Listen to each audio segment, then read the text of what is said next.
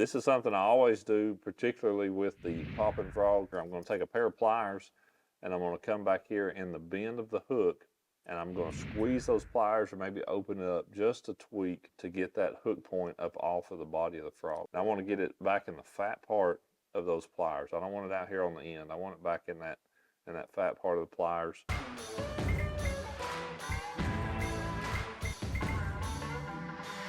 Hey everybody, welcome back to the channel, and it is time for this month's Pick Two More video. And it being August, man, I thought, was kind of racking my brain thinking of what a couple baits would be, for this time of the year. This can be it starts getting to that time of year where it can definitely be kind of tough fishing. But the time of year I love to fish on the river. Truthfully, it can be pretty good on the river. But these two baits that I decided to pick for this month are things that are both shallow water baits, truthfully for me, and then they're baits that I can fish in pretty heavy cover, and I'm really going to break down exactly how I'll fish these in this month's technique of the month video. So be sure that you come back and check that one out. But the two baits for this month, let's see, we'll start with the frog. I guess that's a Terminator popping frog. That's the smoked silver shad color.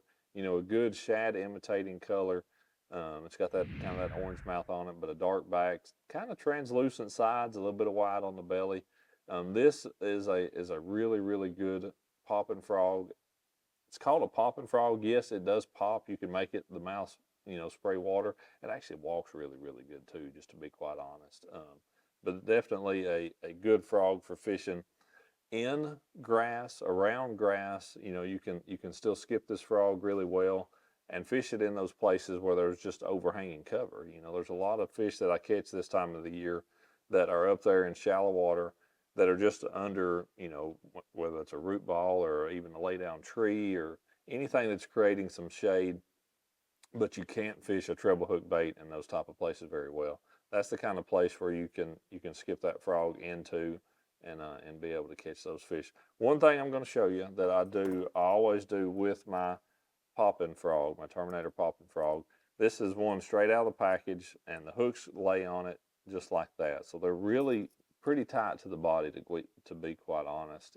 They're tucked in there pretty tight. It's very weedless that way, but sometimes what I've seen happen is a fish will eat that, and it'll kind of push that body back onto the point of those hooks a little bit. And sometimes it may cause you, one of those hooks to stick in the body like that or something, and you don't get the kind of hook penetration that you really want to get. So this is something I always do, particularly with the popping frog. The walking frog junior, I don't see a need for it quite as much, but on this one here, I'm going to take a pair of pliers and I'm going to come back here in the bend of the hook and I'm going to squeeze those pliers or maybe open it up just a tweak to get that hook point up off of the body of the frog. So come back here just a little bit, and I want to get it back in the fat part of those pliers. I don't want it out here on the end. I want it back in that fat part of the pliers, and kind of get a hold of it, see where it's at, and then squeeze. And also just squeezing a lot of times with that fat part on the bend of that hook is going to do what you need it to. So now I'm going to lay that back down on there and see where it sits. And you can tell it is not a huge difference, but it actually, you have space between that hook point and the body now. That's what I'm looking for. I don't want that hook point sitting against the body. You can see I've not done that side yet. That hook point is still resting right against the body.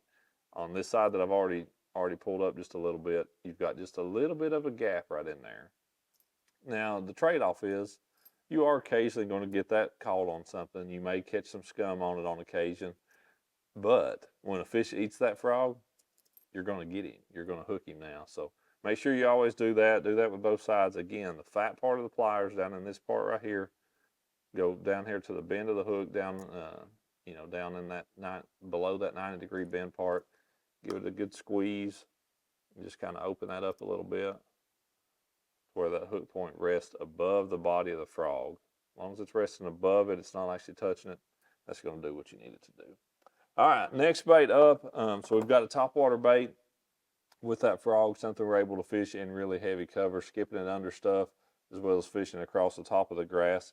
But the other presentation I want to have is something I can actually get down to those fish that may not be quite as aggressive, or they're just set up a little bit differently and not feeding upwards.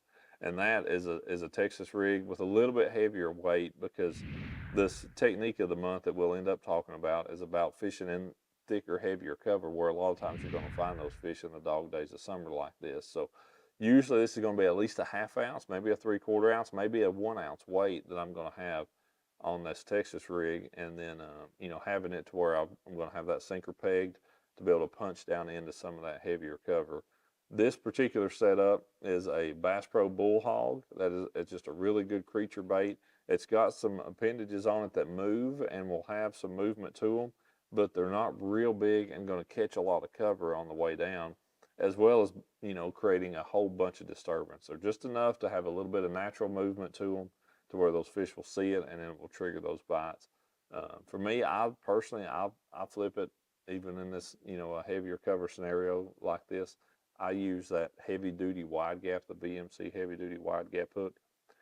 I've caught fish on a straight shank. I'll use a straight shank some, but day in and day out, man, I just don't have much trouble with that heavy duty wide gap. I've got a lot of confidence in that hook. And for a bull hog, a 4/0 is my best size. But again, I would have this pegged just with a bobber stopper here on the top, and then as much weight as I need. You know, if it's a 1/2, we'll do it. It's 3/4, 1 ounce, 1.25 ounces, whatever it takes to get through the weight or the cover that I'm fishing is the size weight I'm going to use. But that creature bait with that Bass Pro Bull Hog is a really good one.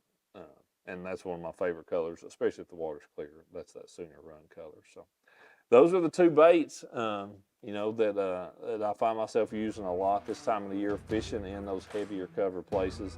So come back here in just a few days and check out that Technique of the Month video, and I'm going to tell you the kind of places where I'm really going to be looking to be catching bass on these baits this month.